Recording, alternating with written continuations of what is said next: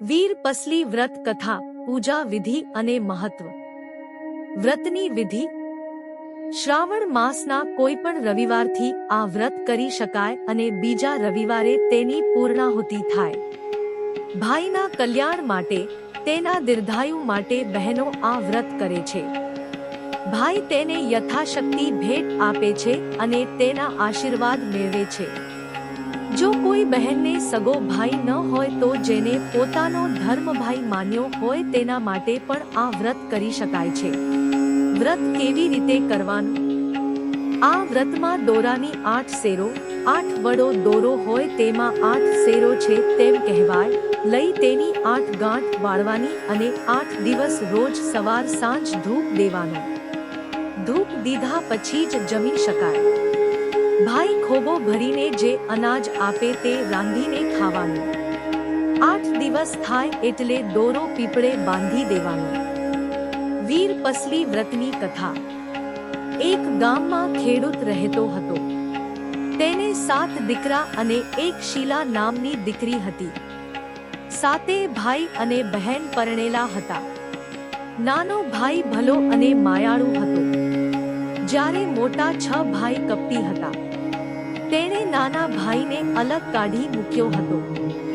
શીલા સાસરિયામાં કંકાસથી કંટાળી નાના ભાઈ સાથે રહેતી હતી.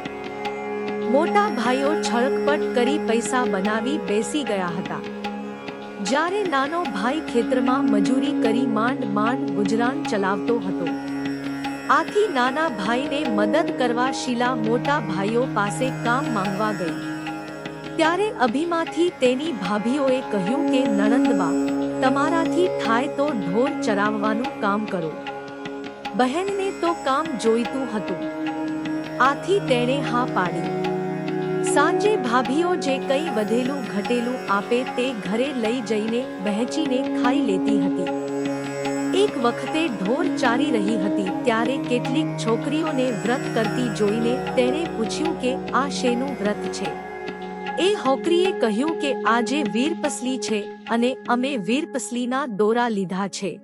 એ દોરા અમે ભાઈના જમણા હાથમાં બાંધીશું અને ભાઈનો ખોબો ભરાય એટલું અનાજ રાંધીને જમીશું. શીલાએ પૂછ્યું, આનાથી શું લાભ થાય? તો છોકરીઓએ કહ્યું કે તેનાથી ભાઈનું આખું વર્ષ સુખ શાંતિથી પસાર થાય છે. શીલાએ હરખભેર દોરાને લઈ લીધા અને તેમનો આભાર માન્યો. 8 દિવસ સુધી તેણે દોરાને ધૂપ દીધો. 8મે દિવસે શીલા તો હરખાતી ભાઈઓના ઘરે દોરા બાંધવા માંડી. પરંતુ ભાભીઓએ હકા કરી દોરાને કઢાવી નાખ્યા અને નણંદને હડધૂત કરીને કાઢી મૂકી. શીલા નિરાશ થઈ ઘરે આવી પણ તેણે નાના ભાઈને પ્રેમથી દોરો બાંધ્યો.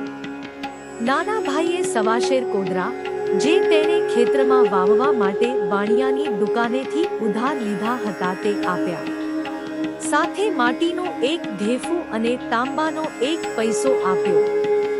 શીલાએ ભાઈના ઓવારણા લેતા કહ્યું કે કોદરાએ મારે મન કમોદ છે, માટીનું ઢેફું એ ગોળ છે અને તાંબાનો પૈસો એ રૂપિયા છે. શીલા ઘરની બહાર આવી ત્યારે ત્યાં એક ચમત્કાર જોયો. આંગણામાં રહેલા ખાટલા પર તેનો પતિ આવીને બેઠો હતો. ઘણા વર્ષો પછી આજે તેને તેડવા આવ્યો હતો.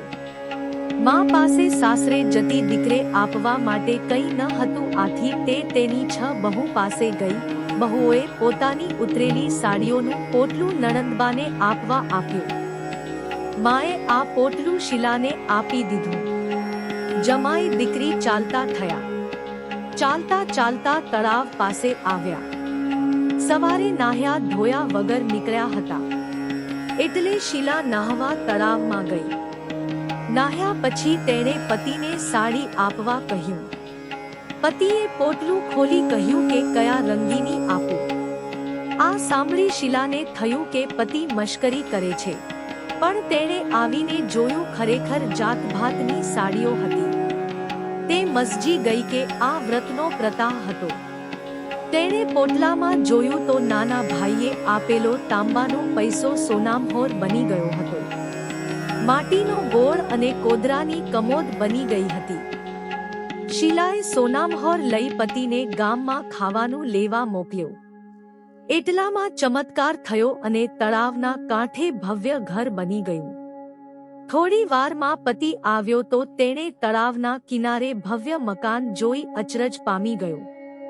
શીલાએ ત્રીજા માળેથી પતિને બોલવતા કહ્યું કે આ બધો પ્રતાપ વ્રતનો છે. ઘરમાં બીજી ઘણી બધી સોનામહોર પણ નીકળી. બંને સુખીથી રહેવા લાગ્યા. બીજી તરફ ભાઈના ગામમાં દુકાળ પડતા તેઓ કામની શોધમાં નીકળી પડ્યા. ચાલતા ચાલતા આ તળાવના કિનારે ભવ્ય મકાન પાસે આવ્યા.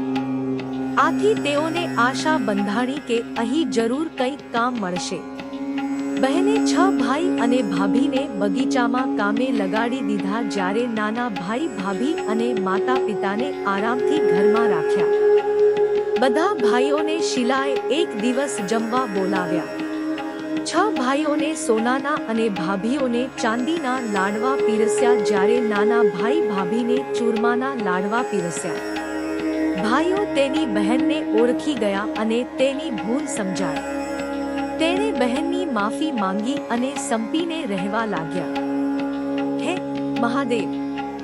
વીર પસલીનું વ્રત જેવું આ બહેનને ફળ્યું તેવું આ વ્રત કરનાર, કથા વાંચનાર અને કથા સાંભળનાર સૌને ફળજો. બોલો મહાદેવની જય. મિત્રો, આવા બીજા વિડિયો જોવા માટે અમારી ચેનલને લાઈક, શેર અને સબસ્ક્રાઇબ જરૂરથી કરજો.